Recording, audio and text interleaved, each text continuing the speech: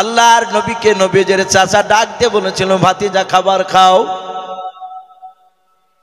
আল্লাহর নবী জনাবে মুহাম্মদ রাসূলুল্লাহ সাল্লাল্লাহু তাআলা আলাইহি ওয়াসাল্লাম বসে পড়লেন। নবীজের চাচা আবু তালিব মনে মনে ভাবল, রে মাওলা, আমার ভাতিজাকে বেঈমান আবু জেহেল না মারব বলেছে মক্কার বড় বড় নেতারাও। আল্লাহর রাসূলকে মারবে নবীজি কলমার দাওয়াত দেয় কারণে। আবু তালিব মনে মনে চিন্তা করলো, আমি খাবার খাওয়ার আগে যদি কথাটা শোনাই, আমার মনে হয় ভাতিজা দুঃখ করে আর হয়তো খাবার খাবে নাও। আর আমার ভাতিজা রাত্রিবেলায় যদি দুঃখ করে খাবার না খায়, আমি যে তার চাচা, গোটা রাত আমিও ঘুমাতে পারবো না। বলুন সুবহানাল্লাহ। ও বাপজি ভাইয়েরাও, এখান থেকে বাপজি একটা শিক্ষা আমাদের নেওয়া দরকার। এখানে অনেক আমরা সন্তানের বাপ প্রায় এসেছি। এখানে বাপজি অনেক বাপজি বিবাহিত বাপজি পুরুষেরা আছে, যাদের বাপজি দুটা তিনটা একটা করে বাপজি সন্তান হয়ে গেছে। অনেক লোক এখানে আছে। আমরাও অনেক সময় বাবা সন্তানরা বাপজি অন্যায় করে ফেলে, দোষ করে ফেলে। দেখা যায় সন্তানকে বাপজি বাপ বাড়ি থেকে গলায় ধাক্কা দিয়ে বের করে দেয়, আর বাড়িতে আসবে না। জনম দুঃখিনী মা সন্তান বাড়ির বাইরে আর মা সহ্য করতে পারে নাই, দেখে তার স্বামী বাপজি বাড়িতে নাই, ছেলেকে বকেছে। ওই ছেলের মা বাপজি লুকিয়ে ঘর থেকে বাপজি আপনার খাবার খুলে নিয়ে এসে বেটাকে বাহির থেকে বার করে নিয়ে এসে ঘরের ভেতর নিয়ে এসে বাপজি খাবার খাওয়ায়।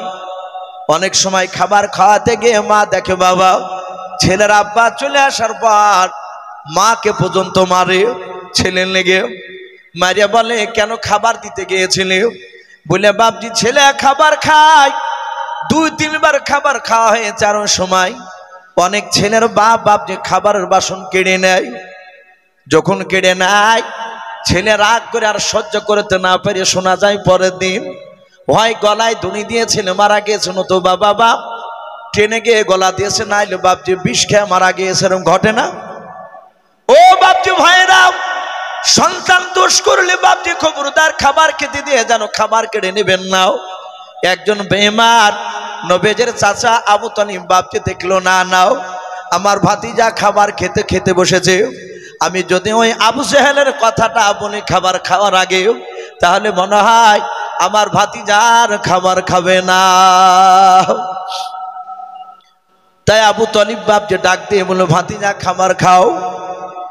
আল্লাহ রাসূল হাত দুখানে এইভাবে জোড় করে বললেন, ও চাচা, আপনি বেয়াদবি হলে মাফ করবেন। চাচা আপনি তো ভালোই জানেন 8 বছর বয়সে আমার দাদা ইন্তেকাল করে গিয়েছিল। আমি যখন মার পেটে 6 মাসের বাচ্চা ছিলাম চাচা, আমি জন্ম নেওয়ার পর শুনেছি আমার সেই সময় আব্বা আব্দুল্লাহ দুনিয়ার বুকে বেঁচে ছিলেন না। আমার দাদার কাছে মানুষও ছিলাম। আমার 8 বছর বয়স আমার দাদা আব্দুল মুত্তালিব তিনিও ইন্তেকাল করে গিয়েছেন। ওগো আমার চাচা, 8 বছর থেকে না আপনার পর্যন্ত আপনার কাছে আপনাকে অভিভাবক বলে আমি আপনাকে মানি, আপনি আমার গার্জেন হিসাবে আপনাকে মানি। ওগো চাচা, 25 বছর পর্যন্ত, সেই 8 বছর থেকে নিয়েও আমার বয়স 25 বছর পর্যন্ত চাচা খাবার খেতে গেলে এক বাসনেই খাবার খেতাম চাচা ভাতিজাও। কিন্তু চাচা আপনি তো ভালো জানেন, আপনি আগে খাবার না খেলে আপনার ভাতিজা আগে খাবার খাই নাই। জোরে বলুন সুবহানাল্লাহ। ও চাচা, আজ আপনাকে খাবার খাওয়া লাগবে। আপনি যদি আগে না খান আপনার চাচা ভাতিজা আমি খাবার খাবো না। আল্লাহ রাসূল যখন এই কথা বললেন, বাবা আবু তালিব বিশ্বনবীর চেহারার দিকে বাপজি ফাল ফাল করে তাকিয়ে থাকার পর আবু তালিবের 2 চোখের কোনা দিয়ে পানি গড়তে লাগলো। আল্লাহ রাসূলের চাচা আবু তালিব আর খাবার খেলো না। নবীজের মহব্বতের কথা শোনার পর বললেন, চাচা আপনি না খেলে খাবার খাবো না। শুধু এতটুকু কথা নবীজি বললেন। আর আবু তালিব সহ্য করতে না পেরে বাবা নবীকে বুকের সাথে বাপজি জড়ে ধরলেন। জড়ে ধরে বলেন, বেটা তুমি এত আমাকে ভালোবাসো বলে চাচা গো, আপনাকে আমার নিজের আব্বার চেয়ে আপনাকে বেশি ভালোবাসি। আল্লাহ রসুলের চাচা ডাক দিয়ে বলে ভাতিজা, আর ধৈর্যের বাঁধ আমি ধরে রাখতে পারলাম না। ওরে ভাতিজা, আজ দিনের বেলায় কি বেঈমান আবু জেহেল উতবা সাইবাদের সাথে দেখা হয়েছিল তোমার? আল্লাহ রসুল বললেন, চাচা দিনের বেলায় মক্কা নগরে আমার সাথে তাদের দেখা হয়েছিল। আবু তালিব বলল, ভাতিজা তোমাকে কি কিছু বলে নাই? আল্লাহ রসুল বাপজি কেঁদে কেঁদে বলেন, চাচা এই দেখেন কপালটা একটু ফেটে গিয়েছে। আবু তালিব বাপজি রসুলের কপাল ফাটা জায়গায় আবু তালিব বাপজি মহাব্বতে বাপজি চুমা দিয়ে দিলেন। বলে, ভাতিজারে তোমাকে কে মেরেছে এমন করে? আল্লাহর নবী কাদার বলেন, চাচা আমাকে বেঈমান আবু জেহেল গলায় ধাক্কা দিয়ে মক্কা নগরে ফেলে দিল। আমি দাঁড়াস করে হড়মড় করে পড়ে গিয়ে আমার পাথরে, রাস্তার উপরে পাথর ছিল, পাথরে আঘাত লেগে কপালটা ফেটে গেল। ও চাচা আমাকে গলায় ধাক্কা দিয়ে বললাম, আগামীকাল থেকে জানো আর কলমার দাওয়াত দেবে না। আবু তালিব বলে, ভাতিজা তুমি চলে যাওয়ার পর আমার সাথে তাদের দেখা হয়েছিল, আমাকেও তারা ওই রকম কথা বলেছে।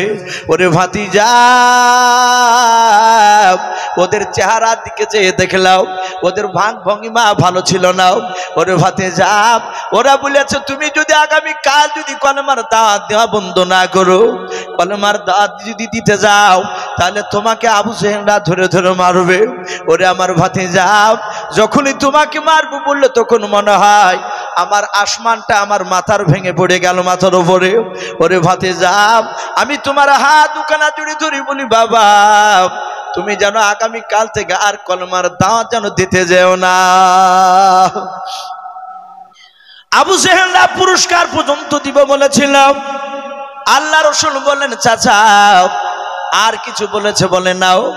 বিশ্বনবী ডাক দিয়ে বলেন, চাচা শুধু দুনিয়ার পুরস্কার কেন, সারা পৃথিবীর ধন সম্পদ যদি নিয়ে এসে যদি আমার হাতে দিয়ে দেয়, আসমান থেকে চাঁদ পেড়ে নিয়ে এসে যদি আমার ডান হাতে দিয়ে দেয়, সূর্য নিয়ে এসে যদি আমার বাম হাতে দিয়ে দেয়, চাচাও খোদার কসম কেরা বলি কলমার দাওয়াত দেওয়া বন্ধ করবো না। জোরে বলুন সুবহানাল্লাহ। রসুল বলেন, এই চাচাও খোদার কসম কেরা বলি কলমার দাওয়াত দেওয়া বন্ধ করবো না। আবু তালিবের চোখ দুটা কুখের মতো লাল হয়ে গেল। বলে, কে বারণ করছে আর শুনবে না। আবু তালিব ডাক দিয়ে বলে, আয় ভাতিজা, আমিও লাত উজ্জার কসম কেরা বলছি, ও তো আল্লাহকে মানে না। সেই সময় তাফসীরে এসেছে মারিফুল কোরআনে, মক্কার বেঈমানেরা সবচেয়ে বড় দেবতা লাত উজ্জাকে ডাকতো, লাত উজ্জা আর হাবলকে। তো সে ডাক দিয়ে বললে, আবু তালিব এই ভাতিজাও, আমিও লাত উজ্জার কসম কেরা বলি, আমার কণ্ঠে জান থাকা পর্যন্ত বেটা তোমার শরীরে কোন আবু জেহেল লোকেরা ফুলের ছিটকি ফেলতে পারবে না। বলুন সুবহানাল্লাহ। আবু তালেব এত ভালোবেসেছিল রাসূলুল্লাহকে, কিন্তু বাপজি সেও বেঈমান, সে জাহান্নামী। আমি কথাটা কেন বললাম, যে রাসূলুল্লাহর কিছু চাচা বাপজি ইমানদার, আর কিছু ছিল বাপজি বেঈমান। যেমন ইমানদার আব্বাস রাদিয়াল্লাহু তাআলা আনহু, নবীজির ইমানদার চাচা হযরতে আমির হামজা রাদিয়াল্লাহু তাআলা আনহু। রাসূল তার নিজের চাচা, আপন চাচা আমির হামজা অনেক বড় রাসূলুল্লাহ। যেহেতু রাসূলুল্লাহর আব্বারা টোটাল ভাই ছিল 10টা, আর 10 ভাইয়ের মধ্যে সবচেয়ে ছোট ভাই ছিল আব্দুল্লাহ, আর সেই আব্দুল্লাহর সন্তান হচ্ছে মুহাম্মদুর রাসূলুল্লাহ সাল্লাল্লাহু তাআলা আলাইহি ওয়াসাল্লাম। তাহলে নবী বড় না নবী চাচা আমির হামজা বড়? আমির হামজা অনেক বয়সে বড়, অথচ রাসূলুল্লাহর কাছে ঈমান আনার পরে, বিশ্ব নবীর কাছে ঈমান আনার পরে আমির হামজা নামাজ পড়ার মতো করে বসতেন। বলুন আলহামদুলিল্লাহ। রাসূলকে এত ভক্তি করতে। সম্মানিত ভাইরা আমার, বাবা জীবনেরা, এরা ছিল ইমানদার। আর এই আবু লাহাব রাসূলুল্লাহকে তো ভালোবাসেনি এবং বিরোধিতা করে গেছে। তা আবু জেহেল, উতবা, সাইবা, আবু সুফিয়ান, তখন আবু সুফিয়ান ঈমান আনেনি, পরে ঈমান এনেছিল আবু সুফিয়ান। আর এই আবু লাহাব রাসূলুল্লাহর আপন চাচা। বাপজি ঘরের দুশ্মন যদি তার অন্য দুশ্মনের সাথে থাকে, তাহলে এ দুশ্মনকে দমন করা খুব কঠিন হয়ে যায়। ঘরের ভিতরে যদি দুশ্মন থাকে, আর যদি ঘরের ভিতরে কার লোক যদি দুশ্মনী না করে, বাহির থেকে লোকেরা দুশ্মনী করে অত চাপে ফেলতে পারবে না। এ বেঈমান আবু জেহেল, উতবা, সাইবা, আবু সুফিয়ান, আবু লাহাব আর এই আবু জেহেল টোটাল 5 লিডার, তারা রাত্রিবেলায় গোপনে মিটিং ডেকেছে। ডেকে বলছে, ভাই রে, খোঁজ রেখেছিস? উতবা, সাইবা বলে, এতবা খোঁজ রাখার কি আছে? বলে, আমি মুহাম্মদ সাল্লাল্লাহু আলাইহি ওয়াসাল্লামকে আমি পাথর লুকিয়ে নিয়ে গিয়েছিলাম। আরে ভাই, পাথরে উত্তর দিচ্ছে, ও বেটা তো সবাই তাবে হয়ে গিয়েছে। আবু সুফিয়ান বলল, কি বলতে চাও? বলে, দিন দিন দেখা যাচ্ছে মুহাম্মদ সাল্লাল্লাহু আলাইহি ওয়াসাল্লামের দিকে লোক দেহর চলে যাচ্ছে। বলুন আলহামদুলিল্লাহ। আমাদের দিকে আসছে না। তাই নবীকে কি করে ধ্বংস করা যায়, তাকে শেষ করা যায়, এই প্ল্যান কি করে করতে হবে কর। সারা পৃথিবীতে বাপজি মুসলমানকে মারছে না, মুসলমানের হাতে মার কাছে লোক, বলেন বেঈমানেরা, আমার অমুসলিম ভাইয়েরা।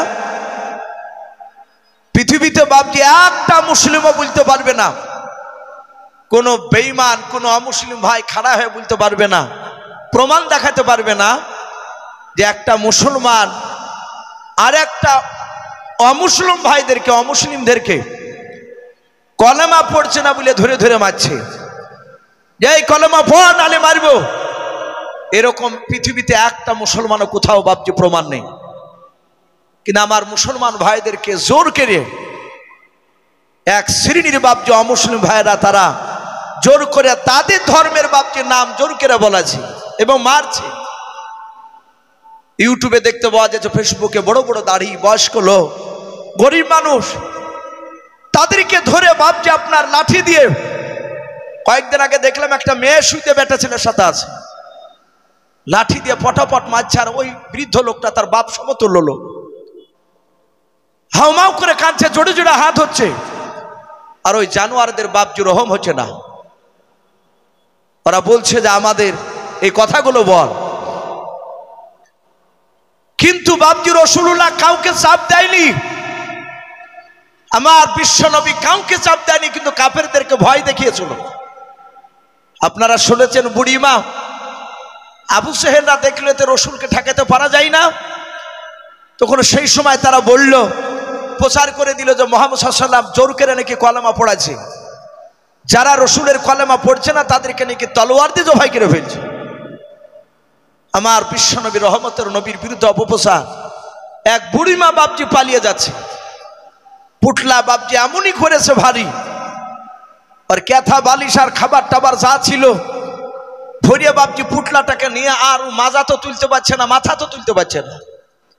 পুটলারা কোন রকম বাপজি টেনে ছিঁড়ে, আর বাড়ির ভিতর থেকে এরকম, আপনাদের এই যে এটা লক্ষ্মীপুর তো নাকি, এই রাস্তার ধারে বাপজি এরকম নিজে দাঁড়িয়েছে। ও পালিয়ে যাবে বাড়ি ছেড়ে একবারে দূরে, যেখানে গেলে নিরাপদে থাকবে, মুহাম্মদ সাল্লাল্লাহু আলাইহি ওয়াসাল্লাম পাত্তা করতে পারবে না। দরদি রাসূল আমার এমন করে রাস্তাঘাটে চলতে, বাহিরকার মানুষরা এসে টপাক করে চিনতে পারতো না। বলুন সুবহানাল্লাহ। রাসূলুল্লাহ সাহাবাদের সামনে বসে থাকতেন, বাহির থেকে আসতে আসে আবু বকরকে বলতেন, আপনি কি মুহাম্মদ সাল্লাল্লাহু আলাইহি ওয়াসাল্লাম? উনি বলতেন, না ভাই, আমি নবীজি নয়, ইনি হচ্ছেন মুহাম্মদ সাল্লাল্লাহু আলাইহি ওয়াসাল্লাম। বলুন আলহামদুলিল্লাহ। আর আমরা একটা কিছু পদ পেয়ে গেলে, কিছু জায়গায় হয়ে গেলে, আর ক্যাপাসিটি দেখে মনে হবে যে আর মাটিতে হাঁটে না, ও অপর অপর হাঁটে বেড়ায়, এমনই ক্যাপাসিটি আমাদের হয়ে যায়। শুধু আপনাদের নয়, কিছু আলেমদেরকেও দেখেছি আমি। তো বাপজি এটা রাসূলুল্লাহর চরিত্র নয়। আপনাকে দেখে মানুষ ভয় পাবে, এটা ইমানদারের লক্ষণ নয়। আমার বিশ্বনবী রাস্তা দিয়ে হাঁটিয়ে গিয়ে বলছেন, চলে যাচ্ছেন, আর বুড়িমা দাঁড়িয়ে বলছে, এই বেটা, এই শোনো শোনো শোনো শোনো। রাসূল আসলেন, বললেন, মা কি হলো, আমাকে ডাকছেন কেন? আপনার এভাবে চেহারা তো ভয় দেখাচ্ছে কেন? তাকানে দেখে মনে হচ্ছে আপনি ভয় পেয়েছেন। বললো, বাবা তাড়াতাড়ি আমার পুটলাটা নিয়ে চলো।